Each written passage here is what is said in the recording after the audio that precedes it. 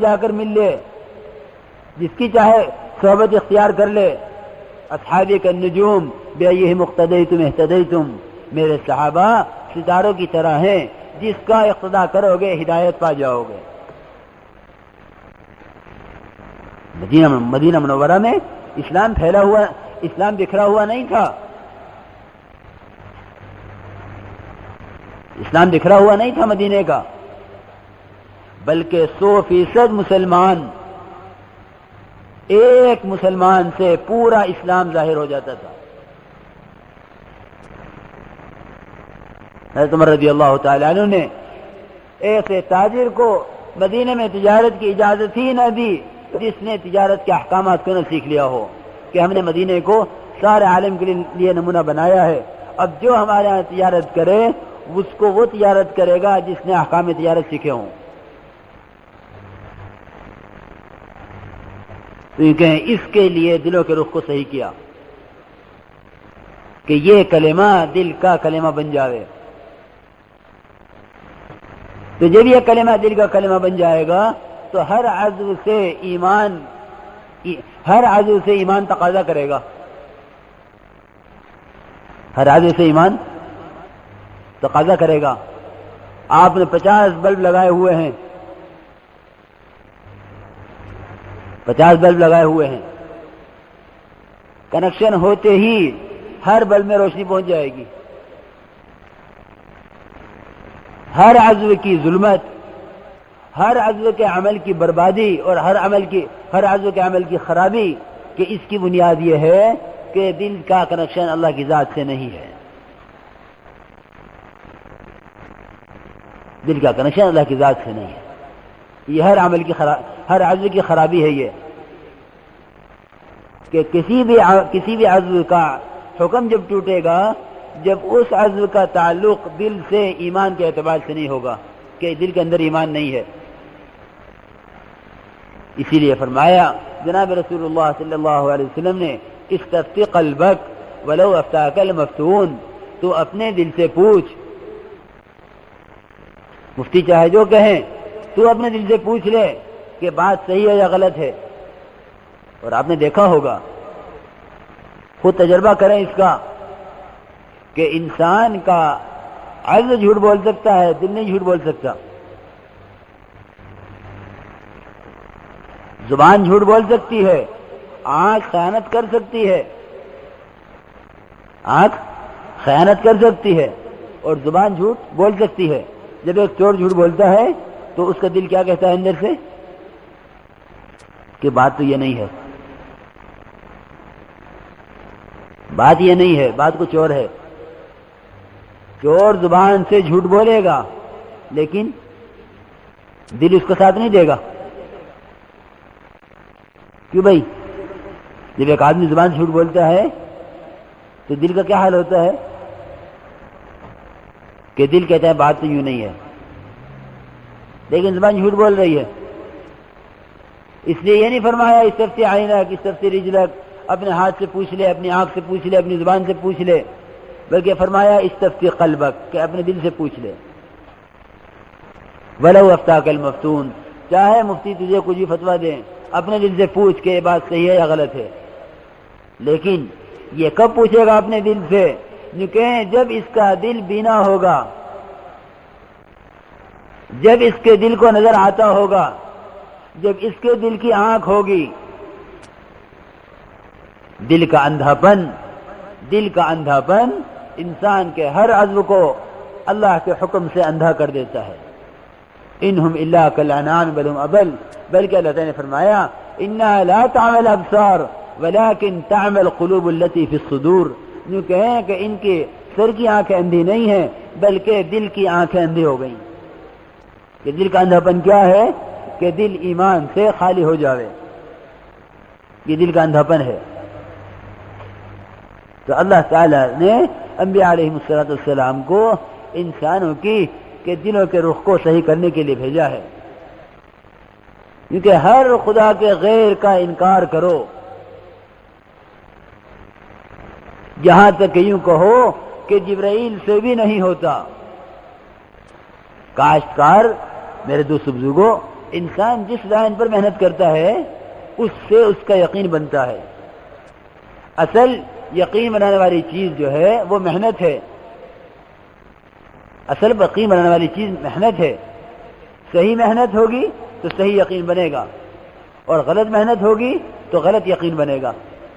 دنیا میں جتنی محنتیں ہو رہی ہیں وہ ساری محنتیں انبیاء علیہ السلام کی محنت سے ہٹ کر ہو رہی ہیں.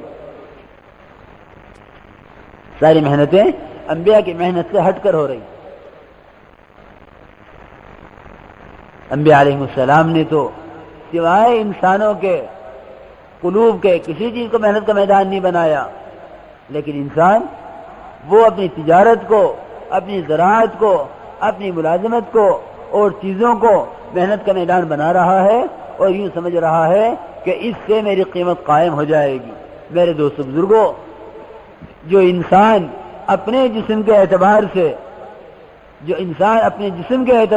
ناپاک، اپنے جسم کے اعتبار سے گندا، اپنے جسم اس کا جو بنا ہے وہ اتنے گندے قطرے سے بنا ہے، جو اپنے اندر کے اعتبار سے اتنا گندا ہے، وہ باہر کی چیزوں کے اعتبار سے کیسے قیمتی بن جائے گا، اور باہر کی چیزوں کے اعتبار سے کیسے اس کی قیمت قائم ہو جائے گی. انسان کہیں سے بنا ہے انسان؟ یہ کہ ایک گندے قطرے سے بنا ہے. یہ اس کی حیثیت ہے. سر سے لے کر پیر تک اس کے جسم کا ہر عضو گندے قطرے سے بنا ہے. تو جو اپنے بننے کے اعتبار سے اتنا گندا ہے، اس کے جسم سے پسینہ نکلے اس سے لوگ گھن کریں، اس کے منہ سے تھوک آ جائے اس سے لوگ کراہت یا محسوس کریں، یہ پیشاب وہ ناپاک، پاخانہ وہ ناپاک، یہ قے کر دے وہ ناپاک، اس کو احترام ہو جائے، اس کی جسم سے منی نکل آئے وہ ناپاک، یہ اپنے منہ سے کھا کر نکال دے اس سے لوگ گھن کریں. اس انسان کو بڑا اس کے سوچنے کا موقع ہے کہ یہ باہر کی چیزوں سے بن جائے گا. جو اپنے بننے کے اعتبار سے اتنا گندا، جو اپنے بننے کے اعتبار سے اتنا بے حیثیت، وہ باہر کی چیزوں سے کیسے کامیاب اور کیسے قیمتی بن جائے گا. تو انسانوں پر وہ محنت کی جاتی ہے کہ اللہ رب العزت کی ذات عالی کو پہچان کر پھر ان کے جسم سے نکلنے والے اعمال وہ ہوتے ہیں جس پر ان کی قیمت قائم ہوتی ہے. یہ کہیں اس کی ایک محنت ہے. ایک جتنی دنیا میں محنتیں ہو رہی ہیں دوستو بزرگوں، یہ ساری محنتیں، ان محنتوں سے یقین نہیں بنے گا. ان محنتوں سے یقین نہیں بنے گا کہ تجارت کی محنت سے ایمان بن جائے، اور ملازمت کی محنت سے ایمان بن جائے، اور حکومت کی محنت سے ایمان بن جائے، اور ہتھیاروں کی محنت سے ایمان بن جائے. بلکہ ایمان کو بنانے کے لیے انبیاء علیہ السلام والی محنت اختیار کرنی ہوگی. کیونکہ وہ محنت بھی اختیار کی جائے گی تو وہ محنت کس بات کی ہے؟ وہ محنت اس کی ہے کہ اپنے چھوٹے سے بچے سے لے کر بوڑھے تک، ایک ایک عورت کو، ایک ایک مرد کو، ایک ایک جوان کو، ایک ایک کو کلمے کی بنیاد پر لاؤ کہ ساری کامیابیاں کلمہ لا الہ الا اللہ کے اندر یقین دلاؤ. ساری امت کو یقین دلاؤ کہ ساری کامیابیاں اللہ تعالی نے اس کلمے کے اندر ہی رکھی ہیں. یا ایھا الناس قولوا لا الہ الا اللہ تفلحوا، اے لوگو لا الہ الا اللہ کہو، کامیاب ہو جاؤ گے. لا الہ الا اللہ کہو، کامیاب ہو جاؤ گے. اب ہم یوں سمجھتے ہیں کہ ایک مرتبہ لا الہ الا اللہ کہہ لیا، اب کامیابی کا انتظار کرو. میرے دوستو بزرگوں، جب تک لا الہ الا اللہ کہنے والا اپنی کامیابی ہر لائن کی اللہ کی ذات سے یقین نہ کر لے اور اللہ کے غیر سے ہر کامیابی کا یقین نہ نکال دے